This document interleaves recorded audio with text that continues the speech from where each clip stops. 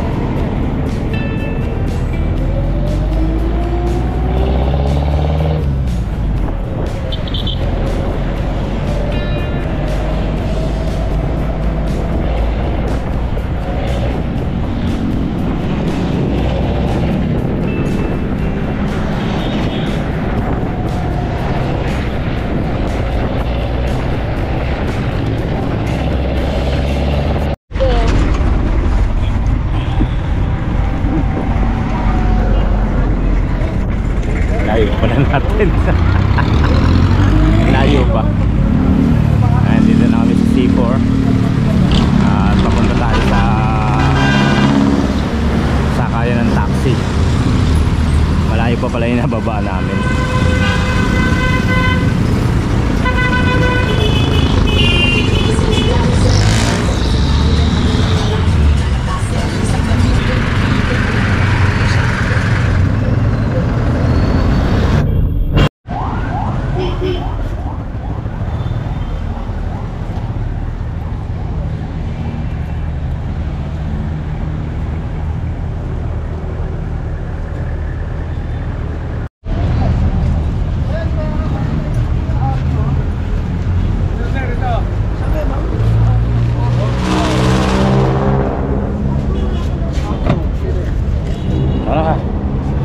Orto yan ha, hindi yung Quiapo ha. Hindi daw yung Quiapo. Hindi na kayo.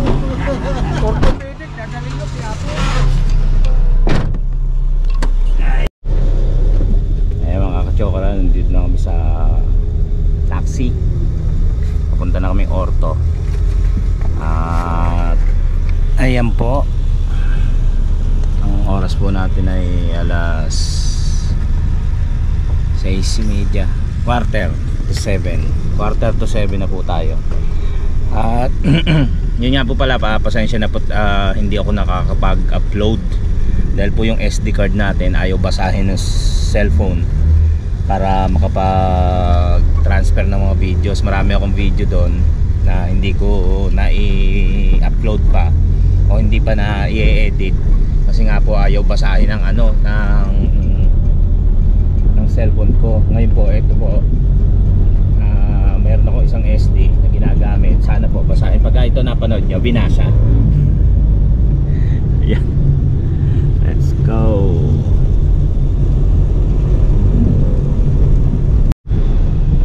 Ayun yung dala nga po pala naming pinaka-card na ipinakikita rin sa guardia. Yung blue card na tinatawag nila. Hindi na ho binigay sa amin nung doktor. Hindi naman namin naisip na kuhanin. O baka hindi talaga ibinibigay. Buti na lang may picture kami. Pinapicture na sa amin ng guardia. Tapos po iano namin tawag dito? Print. Pinaprint ni Gailey Para yun na lang ipakikita ko sakaling hanapin sa amin. Ngayon kung hindi pagbigyan, bahala na kung ano yung pwede namin gawin doon.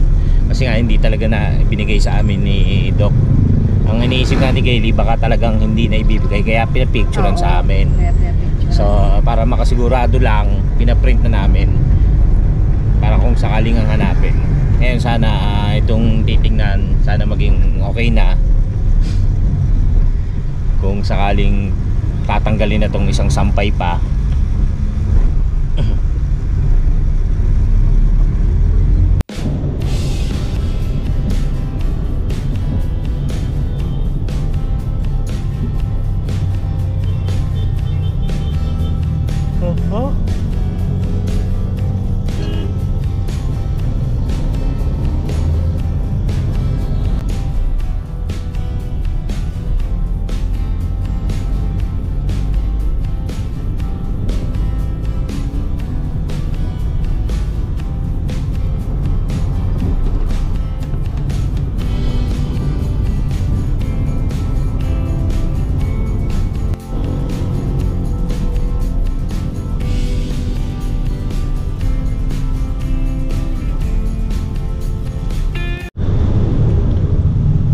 Nga pong nga po palang motor ko nilinis nila Kadidit at ni Kautol. Balik kung napanood nyo sa mga vlog nila at sa vlog ni Kapanalig, pinanundo ni Kadidit kay Kapanalig sa boundary yung ating motor. Okay naman daw at tumaandar. May problema lang talaga yung manibela, paling talaga. So kami nung mga barkada ko, sila Marvin, RC tsaka si Ellie, nagbabalak pumunta bukas. Pupuntahan namin para maiuwi na rito yung motor, para maisoli na rin. At yun nga, ayusin muna namin doon sa Kalaka. Tapos kung makakauwi kami ng hapon, iuwi namin. Pero kung hindi man, baka doon kami mag-overnight sa Kubo. Nakapagpaalam na rin naman ako kay Panalig na may kasama po ako. So doon muna kami para kinabukasan ng umaga, saka na lang kami pabiyahe. Bali, nagahan na rin namin yung yung pagpunta. Mas maaga tayo ng mga ilang minuto, no? Mga isang oras din kasi dati kasi nung paghatid kay Riley, saka pa lang ako naligo, saka pa lang siya naligo. Pero kanina, pagkapaligo ni Riley, naligo na ako para tapos ako na naghatid. Bumili na ako ng sinangag tsaka ng ulam. Habang inaatid ko si Riley, si Kaylee naman yung naligo. Kaya pagdating ko tapos na, kakain na lang. Tapos yun, umalis na kami para kahit papano merong yung maaga kami kahit na isang oras lang. Dati kasi alas 8 na kami umalis yata yun, no? Hindi naman. Parang Basta mag-alas 8 nakarating. ay nakarating. So yun, kasi nakita nyo naman nung nakaraang vlog ko na ng check up, napakaraming tao nakapila na, maaga pa, madaling araw pa siguro yun. Tapos nagkaroon pa kaming problema dahil nga yung dapat pala x-ray na, diretso x-ray na. So yun, kaya ngayon ganun ang gagawin namin, nagaan namin kahit papano.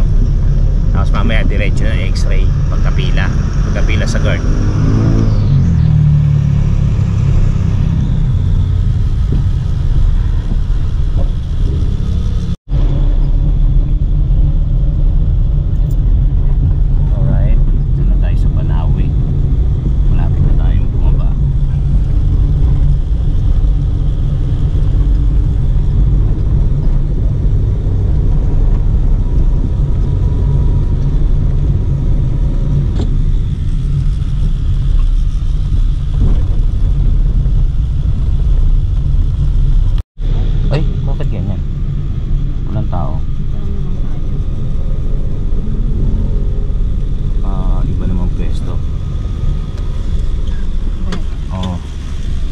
Thank you po. Dito kami pumila noon eh. Philippine Orthopedic Center, Apex Building. Pero mukhang wala. Bakit? Saan pila? Dito na, sarado dyan.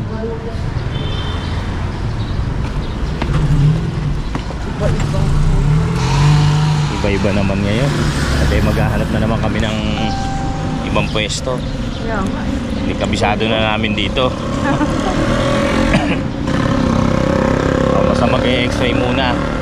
Hindi, papapila muna tayo dun sa doktor. Tapos diretso tayo x-ray. Dito kasi kami naka ano dati. Papa? Yung sa doktor muna. Hindi, sa guard, di ba? Oo, para sa doktor yun. Oh, tapos pupunta sa pila na sa x-ray.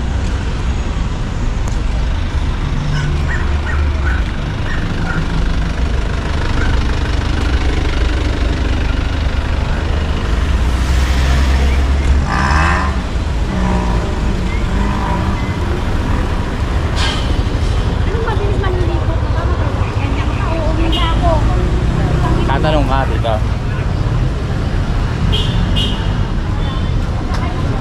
Ang haba ng pila, ang dami na naman tao.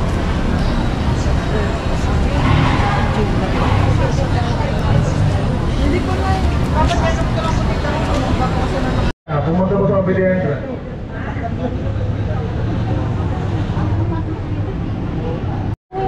Ayan, ito, may problema na naman dahil yung blue card namin hindi nga namin nakuha. Bali, pinapipila kami mamaya pang alas 8 sa may window 3. Alas 8 pa yon, anong oras lang. So kailangan namin pumila ron. Makikiusap. Alas 7 lang ngayon, dahil isang oras pa. Ganun na naman. Kahit ako, hindi namin kasi nakuha, hindi rin binigay sa amin ng doktor. Ito, ano sabi pa kayo usapan? Oo. Makikiusap kami rin sa Maipila na. kung maipila to. Itong aming dalang print ng blue card. Yan.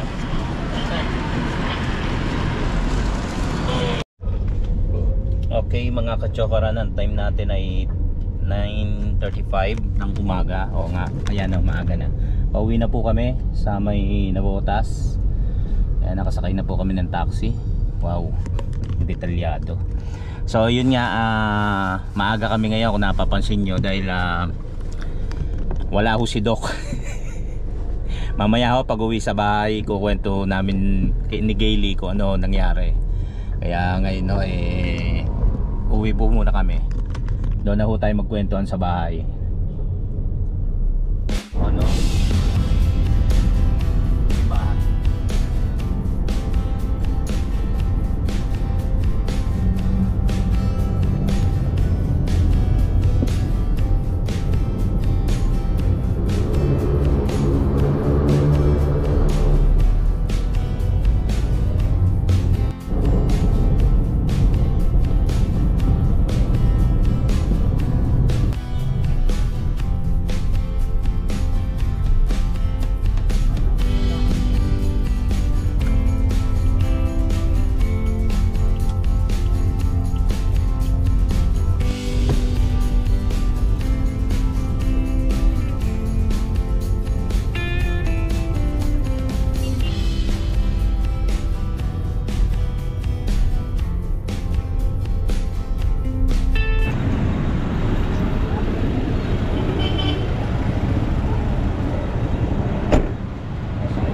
Rice care.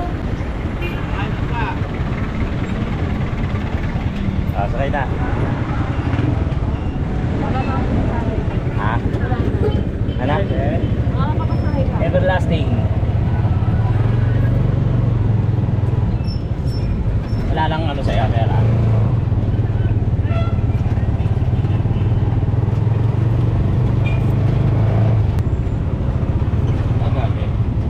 Sige lang. Teka nga lang.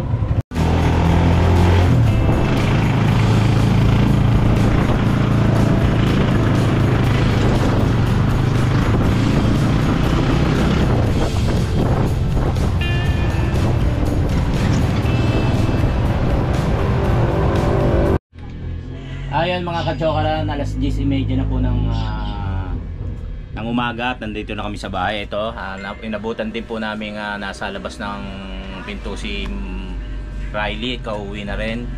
Si ate kasi ay natutulog pa, hindi napagbuksan ng pinto. So yon, at magkwentuhan na po tayo dahil bawal po ang kumuha ng video sa ospital. Kala ko makukulong ako kanina. Hindi, joke lang ako. Pinagsabihan lang ako ng gwardiya na bawal po yung video. Alam ko naman po yun. Kaya, kumbaga, kumuha lang ako ng mga konti-konti. Pero hindi ko na siguro isasama. Kasi nga, yun nga, para sa kahilingan nila. Kahilingan rin naman nila na wag ako mag-video, kumuha ng picture. So, hindi ko na po isasama yung nasa loob tayo. Bali, kinuha rin po kasi yung pangalan ko sa kasi para mas siguro lang na hindi ko na rin i-vlog yung mga kuha ko doon. Kumbaga buburahin ko na lang po siguro. So yun, nandito na tayo sa bahay. Kwentuhan lang tayo. Wait lang po. So ganito po ang nangyari mga kachokaran. Bumiyahe kami, nakita nyo naman sa video, yun pwede pa naman natin na-i-upload po natin. Bali, pagdating po namin doon, pumila na po kami sa guard. Tapos, nalaman na, yung ba yan? Nalaman kagad na sa rainbow tayo. Ayun, nasa blue card, pinahanap ko, pinakuha uli kami ng blue card, nagbayad po kami. Kasi nga, yung blue card na sinasabi, hindi na ibalik sa amin ni Dr. Gamad. Or yun nga, si Doc, yung doktor na naka-assign sa akin. Sa marami kami, gano'n, kumbaga, siya yung doktor na naka-assign na para i-check up or tingnan yung x-ray ko. So yun, ang nakita nila na nandoon ang rainbow. Ang rainbow pala, ang rainbow clinic ay tuwing Wednesday lang po. Ibig sabihin, si doktor po every Wednesday lang po makakausap doon sa Rainbow Clinic, sa OPD. Wala pa hong Wednesday, Saturday lang po ngayon. Friday lamang po ngayon. So babalik na naman po ako. So ang ginawa po namin, nakiusap po kami doon sa parang attendant, nurse attendant na gano'n, sino man po, si Sir Alex po yata, o shoutout po kay Sir Alex. Kinausap naman po kami na maayos at pinaliwanagan na yun nga, na si Doctor ay every Wednesday lang, at yung rainbow, nagtataka siya ba't may nakasulat na rainbow, pero nakita niya naman po na ang petsa ay ngayong araw na ito.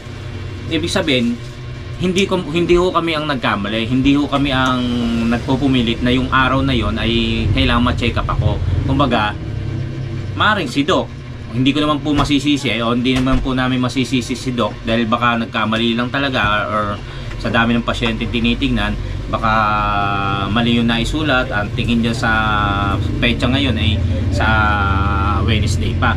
So yun, ang sinabi ngayon sa amin ng lalaki, magpa-x-ray na lang daw po kami kasi may dala rin po kami request ng x-ray para i-check na nga ni Doc pagkatapos. So pumila po kami sa x-ray, pumila po kami ng ilang minuto, ganon.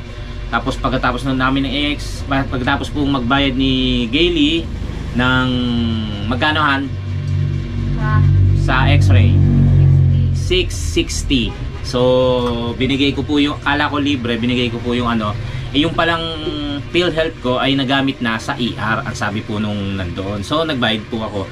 So pagkatapos ko po magbayad, hinto uli, tinawag po yung pangalan ko, kukuha naman po ng number. Pagkatapos pong kumuha ng number, upo huli ako, hintay huling tawagin yung pangalan, ay yung number. Pagkatapos po nung tinawag na yung number ko, pinapasok na po ako sa isa pang kumbaga yung waiting area, para naman po hintayin uling tawagin yung pangalan ko para po ma-x-ray na. So yun, tinawag na po yung aking pangalan. Tapos in-x-ray na ako. Tapos pagkatapos po ma-x-ray, sabi po nung nurse, parang sabi niya, punta na po kayo sa Rainbow Clinic. Rainbow Clinic ba? Rainbow Clinic. So sabi ko, sarado nga Sabi nga ng mga gwardiya, sabi nga rin ng isang yung lalaki, sarado ang Rainbow. So yun ang sa isip ko. Kaya lang pinapunta niya ako. Siguro baka pwede. Ganoon ako, hindi kami nawala ng pag-asa ni Kaylee. So pagkatapos noon, sabi ko, ito, punta raw tayo sa Rainbow. Nakausap niya na pala uli yung lalaki. Talagang no choice kami. Walang magagawa. Kailangan bumalik sa Wednesday kasi baka may pagkakamali. May pagkakamali nga. Dahil nalagay yung pecha. Kaya naman kami bumalik. Pero kailangan pala talaga every Wednesday. Friday lang ngayon. So ganun nga. Kaya lang sabi ka ako nung nurse, punta ako sa Rainbow. Kaya sinubukan pa rin namin. Punta kami sa Rainbow Clinic. May pinto. Ato kami. Ato. Kumakatok. Ilang beses din kami kumatok. Nagbabaka sakali. Sabi ko, buksan mo na. Door na. Pag ganyan yan. Lakalak. So wala talagang tao sa loob. Talagang, yun nga. Talagang hindi sabi nung isang hindi nagbubukas yan kapag gantong araw. Every Wednesday lang po yan. Ayun, sabi ko, uwi na tayo. Wala tayong magagawa. Nakita uli namin yung lalaki. Nakiusap kami. Ang ginawa niya ngayon, nilagyan niya na lang talaga ng pecha na sa Wednesday na lang. So sabi namin, kailangan namin umuwi. May nasa lubong kami doktor. Tinanong namin si Doc, yung naka-assign sa akin. Sabi nasa OR daw, may inooperahan.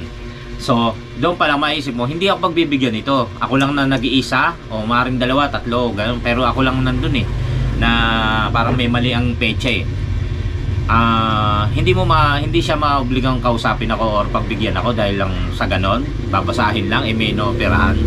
So sabi ko kay Kaylee, uwi na tayo. Pero hindi kami nawala ng pag-asa. Pagkatapos po noon, pumunta na kami sa emergency room. Emergency room, parang building ganon. Nakipagkwento, usap kami sa gwardiya, baka sakaling pwede namin makausap si doktor na ganito kasi nga mali yung pechang Ang sabi naman nila, talagang hindi nagbubukas yan. Kumbaga doon, tanggap na talaga namin kanina pa lang. Marami na kami nakausap na tanggap na namin, talagang babalik kami ng Wednesday at hindi para ngayon yun. Kaya lang talagang nandun kami hanggat may mga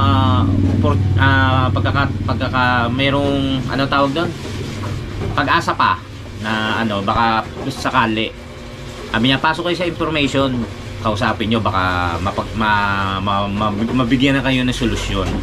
Pasok namin sa sa information, pinaliwanag, ganun din ang paliwanag niya na hindi nagbubukas ng Wednesday, ng ibang araw, Wednesday lang daw, ganun. Sabi ko talagang wala tayong magagawa. Kailangan natin bumalik. Nanghinayang lang naman kasi kami, yung oras, umabsent ako, pamasahe, magkano pamasahe, naka 600 din kami, balikan. Tapos ito pang, yung extra okay na kumbaga, babasahin na lang. Kumbaga, yun nga, balikan, tapos yung umabsent ka. Doon kami nanghihinayang, kaya hanggat maaari makausap na namin. Tsaka yung isa pa, yung malaman ko na kung tatanggalin na ba yung ganyan, tatanggalin ba yung kung magte-therapy na ba ako, kung kaya ko na itataas ko na ba. Yun ang iniintay ko. Ilang araw pa, Friday, Saturday, Sunday, Monday, Wednesday, Tuesday, Wednesday. 6 na araw, 1 linggo na naman. Kulang 1 linggo na naman ang hihintayin ko. So doon kami nanghihinayang. Tapos isa pa, si Kaylee, may lakad noon time na yon. Hindi ko siya makakasama. Doon hindi siya nag-aalala. Alam niyo naman ako, syunga-syunga. Isa sa pinag-aalala niya, wala akong kasama. Sabi ko, hindi, kaya ko na yan kasi parang pupunta na lang sa gwardiya, tapos bibigay yung blue card, tapos yun, hintay ko yung tawag ko para sa babasahin na lang na doc kasi naka-computerize pala yun. Kumbaga, itatype na lang yung pangalan ko, tapos makikita niya na yung x-ray result ko. Doon na lang sasabihin sa akin, kakausapin na lang ako kung ano yung nangyari. So yun, kaya ang nangyari nga kami. Uwi kami. Babalik na lang ako sa Wednesday. Kung si Kaylee ay matutuloy yung lakad, hindi ko siya kasama. Ako na lang po ang aalis papuntang orthopedic hospital. So yun po mga kachokaran, sana'y naintindihan nyo po ang aking munting paliwanag. Talagang ganun di ba? Pray na lang po tayo na kumbaga less than a week pa ang aking iintayin para malaman ko kung okay na to or hindi, diba? Kung tuloy pa rin yung pinaka brace ko or brace ba tawag ng strap o okay na ako, tatanggalin na. Pray na lang po tayo na sana kasama ko kayo sa prayer na maging maayos po tayo. Diba? At yun nga mga kachokaran, maraming salamat po at muli ay nakarating kayo hanggang sa dulo ng aking video, kahit na kwentuhan na lang po mga ating ang inyong napanood dahil nga po sa bawal tayo mag video sa hospital. Maraming salamat pong muli sa inyo at pasensya na po kayo dahil nga hindi po ako nakakapag-upload ng video dahil nga po yung SD card ko ay ayaw basahin. So naghanap pa ako ng bagong SD card para makapag-video at makapag-upload po natin. At sana naman po kung mapapanood nyo to gumana naman po yung SD card na yon. Kaya maraming salamat sa inyo sa inyong walang sawang pagtangkilik at panonood sa ating video at sa ating YouTube channel. Naway pagpalain tayo ng ating Panginoon at laging safe at ligtas tayo saan man tayong lugar naroroon. Shoutout po sa ating mga Team Kapanalig, Soward Fam, mga Kachokarans, mga silent viewers at mga ating mga OFW na nagtatrabaho sa ibang bansa. Naway safe tayong lahat. At hanggang sa muli po natin pagsasama-sama. Maraming salamat. Mahal ko po kayo. I love you and tara.